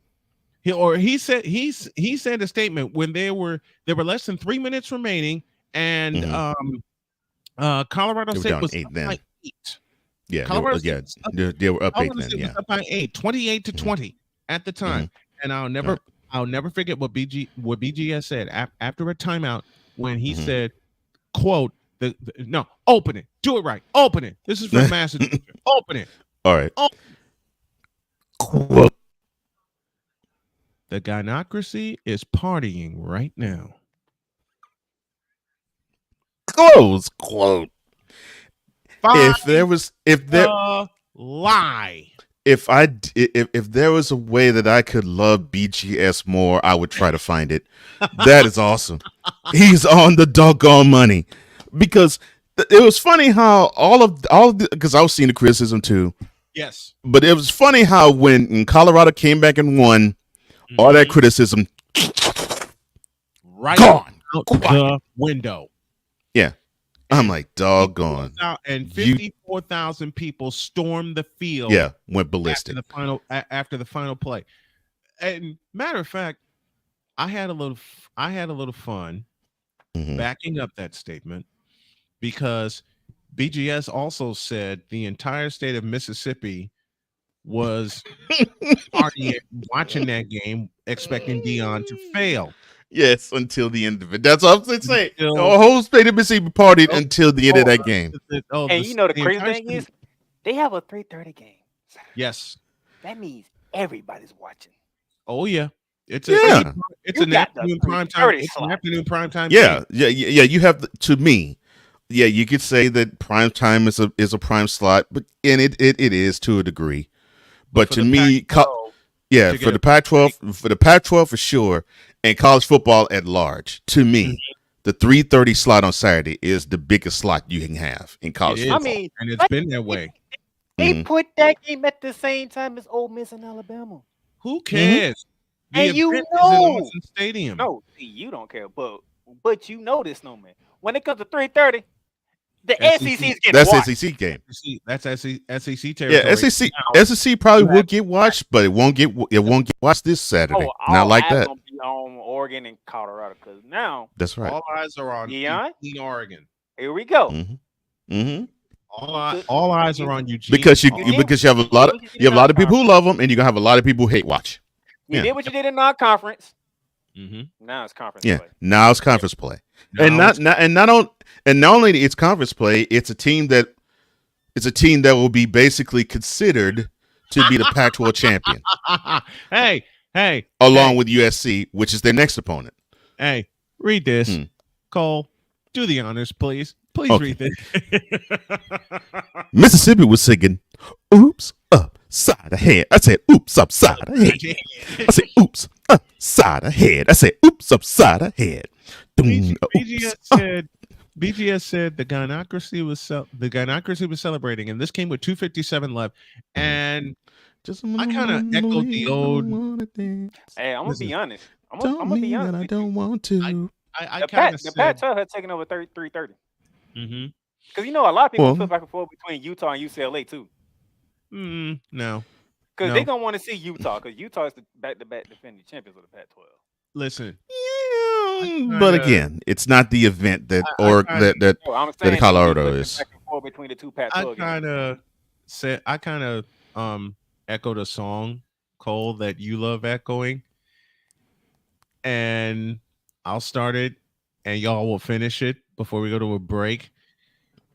I kind of said something to the tune of, you know what song Mississippi, the entire state of Mississippi, and the gynocracy within is saying right now? I said, what's that?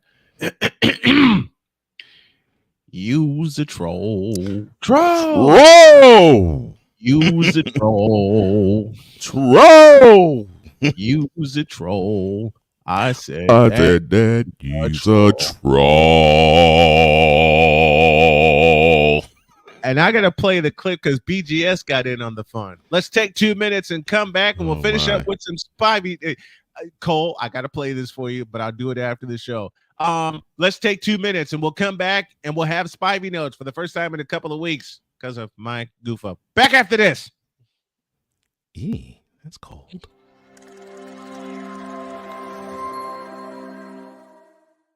Everything Boston. I love you, morons. New Kids from the Block, New Edition. Dear whatever the law firm is. Sincerely, the U.S. Supreme Court. Ben Affleck, Matt Damon. Go yourself again, Jason Whitlock.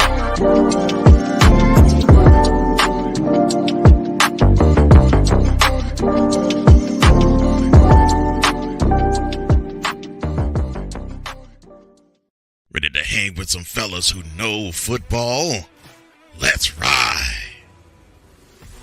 LC Muscles 28. I think they're the most overrated defense in the league. Steel Sermon. We did not trail for a single second. Tiny Tim. McCarthy is a bonehead. A Pizzle 90. I'm going with my boys. Fins up, baby. Get ready for the Four Horsemen of Pick'ems. Every Wednesday night at 10 p.m. Eastern, 9 p.m. Central on YouTube.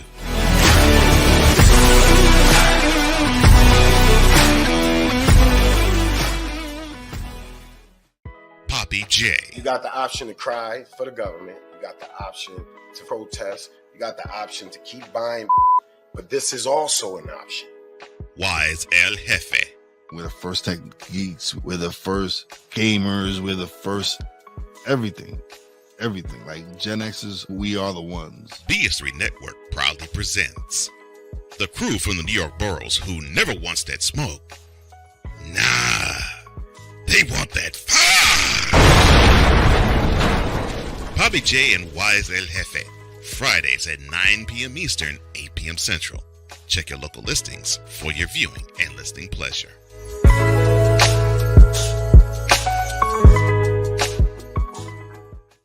Mister, how do you operate this Twitter thing or this Instagram thing or whatever the heck? You're supposed to know all this stuff. Anyway, welcome back to the show. Join the transporter to Hades. Your butt and gut becomes one. Join the reformer of hooker whores. This is my daughter, Placenta Booty Johnson. Join the bronze car. Whenever you are in distress, take off your baseball cap and throw it in the air. Join your very own superhero of broadcasting, Chris Bass. So whatever color crayon they get, they palm it and do two circles And that translates to I can be the black people. As she takes you through the week's paces in Baseline. Live every Saturday at 8 a.m. Eastern, 7 a.m. Central, Pacific Time Zone people, just stay asleep when this is on live and just catch the recording. Oh, I'm sorry. Exclusively on the Chris Base YouTube channel.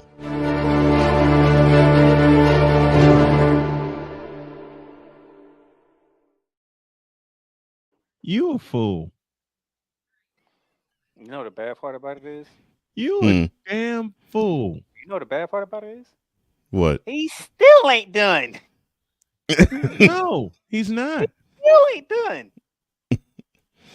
All right. God. Before we get to J Spy, That was a stroke of genius. Thank you. You Thank you, sir. You still a fool, but that was a stroke of genius. Thank you. it's not Tuesday, so I'm gonna keep it calm. Okay, I'm gonna keep it calm. No, you're not. I'm gonna keep it calm. It's not Tuesday. It's not Tuesday. It's Monday. It's Monday. Okay. But Uh-oh.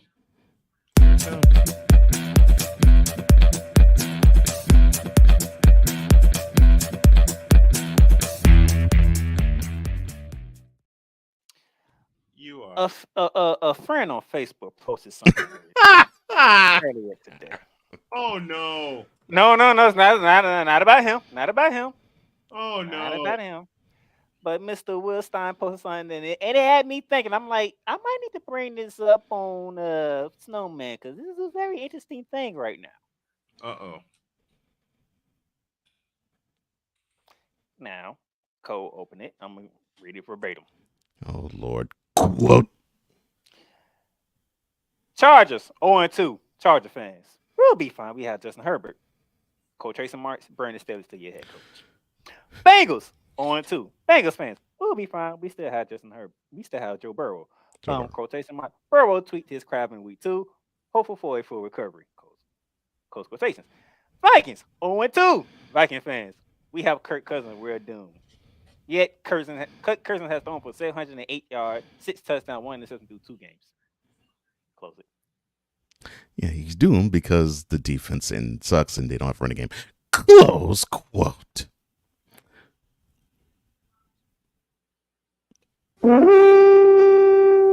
Perfect lead in.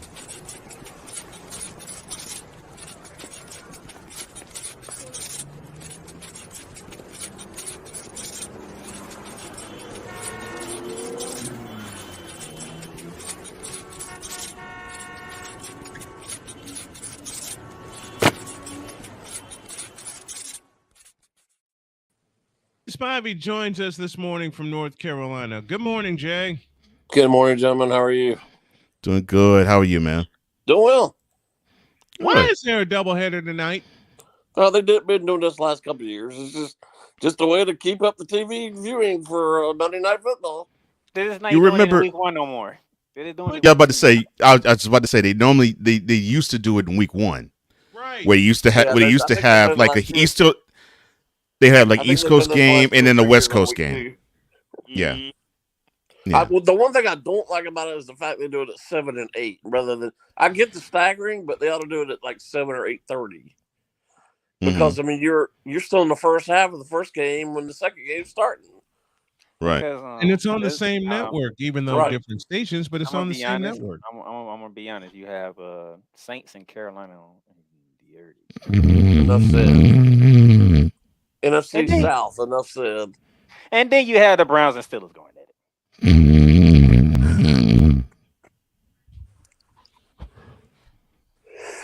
Oh, pretty much anything involved with the Panthers right now until they get somewhat better. And You know this ain't the what? team. And this ain't the team to try to get better against. You know what? Why did they put? I want everybody, especially those in the chat in the Fanatics feedback zone, to answer this question. And I want to know Right on, Victor. You're what right on. was the NFL thinking, and I know Cole's going to inject something, and I'm waiting for it, when they decided to put the Carolina Panthers with a rookie quarterback. I may have just answered my question, but I'll You just did it. You just answered your own question. Answer your question. I just answered my own most question. certainly did answer your own question. A rookie quarterback against the best defense in that division. Not just that, Yeah. he's the number 1 draft pick. Yes, and I just answered my own question. Okay. And the NFL is saying to you, sir. I don't remember asking you a thing. Applause for that, Cole. And like I told you guys since the draft, actually since they made that trade way back in the spring, I heard Saturday night from several different announcers that this upcoming group of quarterbacks is far better than last year's. And one of the best quarterback classes of all time. Mm-hmm. And I understand you're going to play year by year. I get that. But to me, even if they wouldn't have got the number 1 draft pick this year and wasted all those picks they sent to the Bears. Yep. There you go. Probably the worst you would have done is got Drake May, who's going to be the number 2 pick. Mm-hmm. Did he look at the schedule? I mean, you just look, they're going to be quarterback after quarterback after quarterback in this draft. Yep. I understand you got the Falcons week 1. I get that. Good toss and turn type of game. But week 2 is the Saints. Why do you play a rookie quarterback against that defense? Well, this ain't the Drew Brees and Sean Payton Saints. Because you ain't got a choice? No, I'm saying no, Jay, I'm just saying the defense. I ain't talking about. I'm just saying the defense. No. Not that. No. Nah. A rookie against that defense? Nah. I love that answer, Jay. Nah. Nah. The NFC South stinks. Stout would probably be even better. Ladies and gentlemen, our new ladies and gentlemen. Listen, I don't drink much. Matter of fact, I don't drink beer at all. I just don't like it. But I'm going to need a stout beer after this one. Oh my gosh. Ladies and Same. gentlemen. I'm not a beer drinker either. Our new program on Snowman Multimedia, Musings of the NFC South. I have to pray that Cam Jordan doesn't obliterate Bryce Young. Let's play over under, gentlemen. And then if he doesn't obliterate him, you got freaking Marshawn Lattimore on the outside waiting for a pick 6. Let's play over under, gentlemen. How many times will Bryce Young end up on the turf this evening? I'll set the number at 9. On the turf, or are you just strictly on the turf or being sacked? Both. Ooh, 9 Over. might be a low. 9 might be a low number. Yeah. Over. OVER. Over. Yeah, I'm with Jay. Nine would be a low number. Just being conservative, I'll go with 10, just to one up you. You know what? I agree with Victor. Over, way over. Hell, I may set the number at 20. Way over.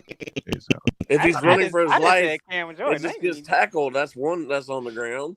Yep. I didn't even get to the rest of the D line, and then Mario Davis in the middle of the defense. Mm-hmm. He's the middle linebacker. Yep. Watching the games yesterday, all these dual threat quarterbacks. I tell you, I'm glad you said I'm not that. trying to be funny here. I'm not trying to be funny here. Somebody's really gonna get hurt if they keep playing this way. Mm-hmm. I'm glad you said nobody's slotting. They're not going out of bounds. Anthony Richardson is a prime example. Yep. But they're all getting we ain't hurt. talking about Anthony. I mean, I'm gonna say you got to get Justin Fields is eventually going to be hurt. Keep it right. Yeah. At some point this year. Right. Yeah. Not rooting for it. He's going to somehow, some way he's going to be hurt this year. No, keep it. Justin Fields. Do you not see the field? No. Do you not see the field there whatsoever? No. You had receivers open and you went throwing the ball. You holding the ball for 5 seconds to get sacked. Look at Josh Allen. He refuses to go down. He about got his head torn off the last couple of And weeks. he might get hurt sometime at some point. He's going to get really hurt. Now, what do you, the Bills just put a although yesterday he What are did they a gonna good do about job. Although yesterday he did a good job. Yeah. Although Well, yesterday he he's gonna did a have to good get job. He down didn't run better. as much. Right. Yes. He's still going to get down better, but he did not run as much. Which He's not a I'm linebacker. liking that. They're trending in the right He direction that thinks way. He's a linebacker. He's Yeah. not a linebacker. Mm-mm. No. And those linebackers will remind him of that. But Bryce Young's going to try to be one tonight. Not so lovingly, I may add. Mm-hmm. And Look. Anthony Richardson, just like you just said, concussion. And Anthony Richardson Because he is runs in the first. Nice in concussion protocol. Yeah, And nice he's in gonna be concussion there- protocol. And he's going to be there for a while because he didn't go down. NFC South. Nope. It's C.J. Stroud and Josh Allen, and it just goes on and on and on and on. Lamar Jackson, same thing. Yes. Oh, yes. how Well, you did know, it's Atlanta- just a matter of time before he gets hurt. Mhm. Jay, how did Atlanta pull this off? Oh. Desmond Ridder. Oh, before you answer this question, I have this from Ryan McCarthy. I am the great Brandon Staleyfield. Watch me make this 11-point lead disappear. Did you watch his press conference yesterday and how he ripped that poor reporter? Oh my gosh. Did you see the questions that the reporter asked that was quite legitimate, and he sat there and berated the reporter? Not Can I surprised. get to him tomorrow? Can I say him for tomorrow, please? Brandon Staley's a piece of work. Can I say him for tomorrow, please? That's a good way of putting it. Look. You're speaking to the biggest Brandon Staley critic. If you have anything harmful to say about Brandon Staley, I will roll you the red carpet. Heck, I'll give you 2 hours to do it. You know what? You know what? I mean, how can he sit up there and berate that reporter yesterday? You know what, Snowman? You know what I'm gonna do? I'm gonna do something I don't normally don't do. I'm gonna do something I normally don't do. And that is? Ladies and gentlemen, the surprise that you're gonna get tomorrow concerns Brandon Staley. Why is he still employed by the Chargers? I've been asking that question. He should have been fired We've been immediately. answering. Jay, I've been asking that question since he blew that game 2 years ago in Vegas. I've been asking that question ever since then. Well, even if he weren't fired then, he should have been fired immediately after the Jaguars playoff game. They should never have blown that game. No, And you should not have. You're wasting one of the biggest talents in the league. Justin Herbert can flat out play quarterback. He's an awesome talented quarterback, wasting but him. he has a horrible head coach to play Exactly. This is some typical Chargers going on the cheap. I'm gonna say The Chargers should be playing in San Diego, but they want to ride on the Rams' coattails. Mm-hmm. You know what, Jay? And paying for it severely, You know what, figuratively Jay? and literally. They're literally. I mean, this is the Spanos family for you. Cheap Jay, as. Thank you. Thank you for saying that, because now I can put this on in the background. San Diego, the Chargers. I can cue this up because everybody believes the same thing I believe, is that the Chargers should be in San Diego. In San Diego. And The Clippers should be in San Diego too. when I get Mike debate Yes, they on do. this week, I'm gonna play this for him. Hit it!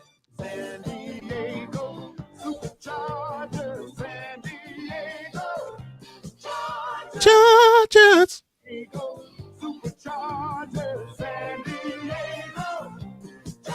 Chargers. That's where they should be. Jack Murphy Stadium should Well, be no, But well. the Spanos Look at the last family. 2 weeks in that stadium. Look at the last 2 weeks in that stadium. Oh my gosh. Yesterday, it was literally like a 49ers home game. Playing the Rams. Yeah, I was about to say it was a 49ers home game south. I mean, And the week before, it might have also been the last Orange week it was Bowl. the Dolphins home game. Yeah. Mm-hmm. This is the Dolphins we're talking about here. Yes. Not the Cowboys or the Steelers. The Dolphins. Dolphins. And it was a team that is way on the other side of the country. more than 3,000 miles away. Mm-hmm. I mean, how embarrassing is that? Well, one of the articles I read this morning capitalized the word embarrassment. It is. Capitalized the word embarrassment, and it is an embarrassment. I mean, you look in there yesterday, and it was nothing but red 49ers jerseys. You was not right, cool. Yeah, he is.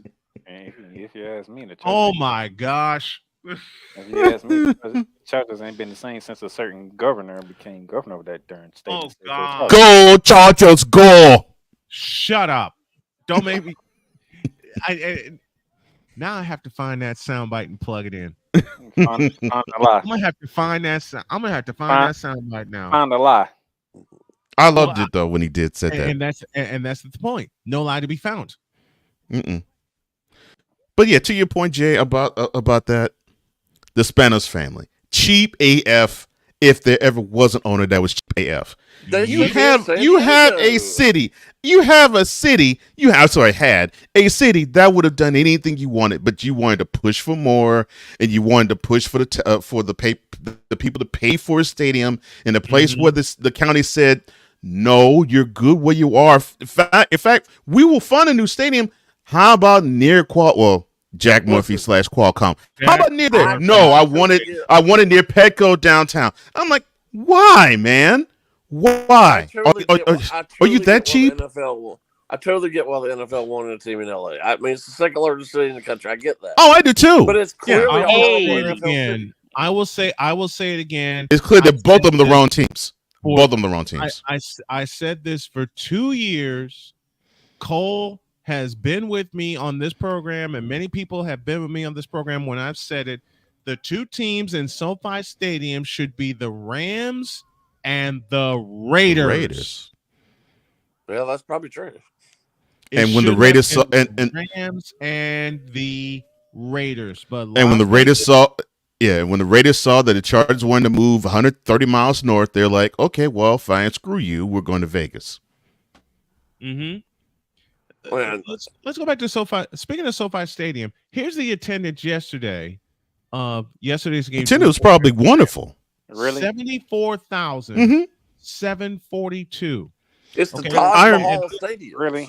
I remember. I looked. I think it was like the beginning of the fourth quarter. I looked, and they did a pan of SoFi. I was like, oh my gosh, there's so many people wearing red. It's not even funny. I'm like, the seats are bleeding. It was that much red. I'm like, dang. I mean, it's like lower bowl and upper bowl, bleeding red. And I'm like, wait a minute. No. I'm not talking junk to you, Rams fan. It's just, I'm like, there's no point. I'm like, oh my God, this is Levi Stadium South. If you think it's this bad for Rams, I'm not talking junk to you, Rams fan. I'm just talking truth. I mean, I know. Especially when the Raiders play. Yes. Here's the thing. Yesterday, I mentioned the attendance, 74,742. Look, except for a smattering, and I repeat the word that I saw in two different articles yesterday and one this morning. Smattering is a very good word for that. Of Rams fans, it was all 49er fans. It literally was Levi Stadium South. It was Levi's South. And the kicker is the 49ers wore their red jerseys. Yeah. Mm-hmm. Yep. The 49ers wore their red jerseys yesterday. Which is a custom because normally the Rams wear the whites in September, right? At home? Yes. Yes. Yeah. Yes, I thought. Yes, that was the Rams. Although I don't like that combination of the white uniforms they wear. I like it when they wear with the I like it when they wear with the yellow pants. That's really what they should wear. It's just embarrassing. It is. It's extremely embarrassing. You probably had, and this is being extremely conservative, like you just said, Snowman. Probably 60,000 49ers fans minimum there. That's very conservative. And that's conservative. And that's your home game? There are I can guarantee you there are 70,000. There were 70,000 there yesterday wearing 49er gear. And not just that, you could hear more throughout the game. Yep. Do we know why Playmaker? No. Why Playmaker? Well, since you want to go there, go look at last year when the Cowboys came to SoFi Stadium. I know it was basically 80,000 Cowboys fans and maybe a needle of a Rams fan. I know. Because the Cowboys in training camp practice near LA. I understand. At Oxnard, yeah. Right. San Fran's not that far from LA. Like 430 miles. Yes. Correct. Want to bet, but still, how can you allow if you're the Rams, and this is nothing against you, Playmaker. This is against the And team. plus, how many times does San Francisco have won? 9. About 4+ seasons of games. Yes. Let me borrow from The only time that was about even is the NFC Championship. NFC Championship. Exactly. Mm-hmm. Exactly. But the Rams came on the winning end in that game. But I'm sorry, go ahead, sir.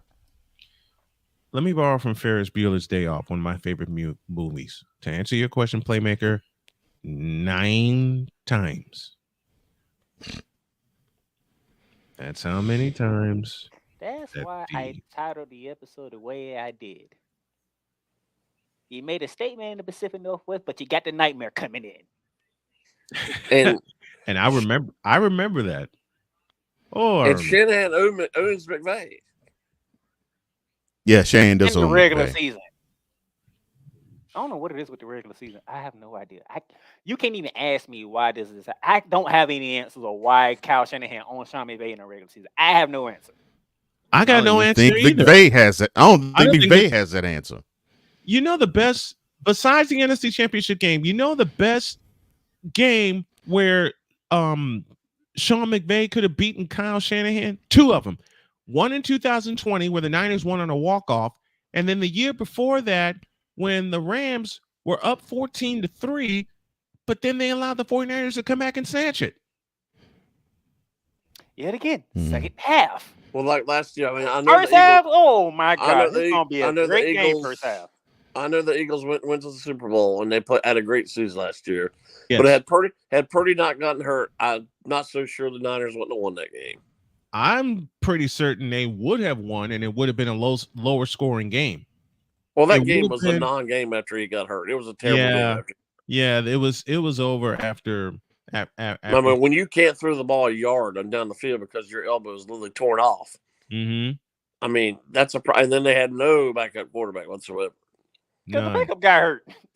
Yeah, baby. Backup got hurt. I mean, everybody got hurt in South Philadelphia. Everybody got hurt.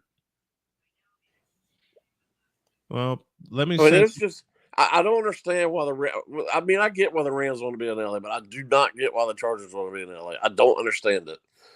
They need to move back to San Diego. And just like, and I know the Clippers have been successful there and they're building a new arena in LA, but there will always be the second team in LA. Always. Always. What is successful? What is successful? Well, at least since Bomber's been there, I mean, they have been somewhat relevant. But they will always be the second team in LA and the NBA. Always. Which is why if they fund an arena in San Diego, they could move back to San Diego and be done. Well, they're building a brand new arena in LA right now. I don't think you can build a brand. I don't know. Bomber's building a brand new arena right now. October's almost it. Yeah, that's right. October almost. I'm gonna say before the Intuit Dome or whatever the heck it's called. I don't even know what it's. The Intuit Dome. Oh, I don't know. With all the Bombers' money, why didn't he just go back to San Diego? Do not get me started with the greedy. Do not greedy. Get me started with the Clippers. Oh my gosh.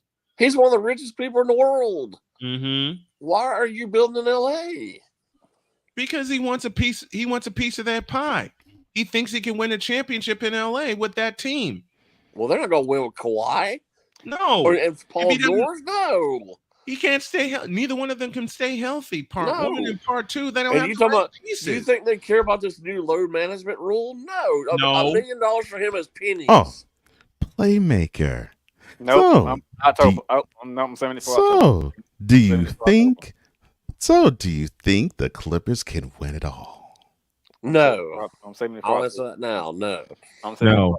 I'm not. Nope. I'm not jumping that. Not even remotely close. Nope. No. Come on, Playmaker. Come on. I got. Come on, Playmaker. You can 1 month early. 1 month early. You can already say the answer that from a season that starts way too early. You're 1 month early. You can give us the answer of. And that's where we got to stop. Jay Spivey joins us as he does every single Monday for some Spivey notes. And believe me, we will touch on the Clippers at a later time. Thank you, Jay. We appreciate you, partner. Lively conversation. Thank you. Thank you, gentlemen. Have a great week. Thank you, bro. Thank you you, too, bro. man.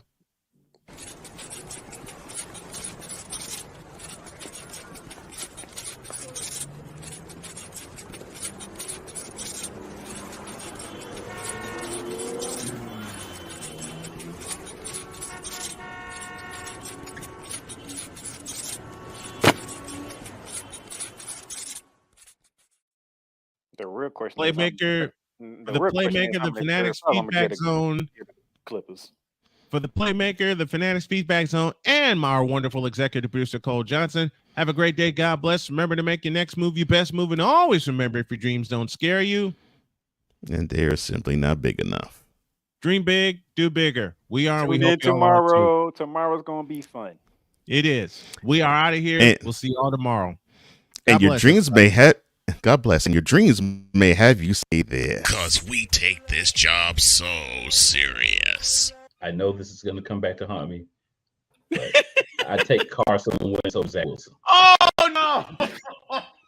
And Dante walks off. What in the all types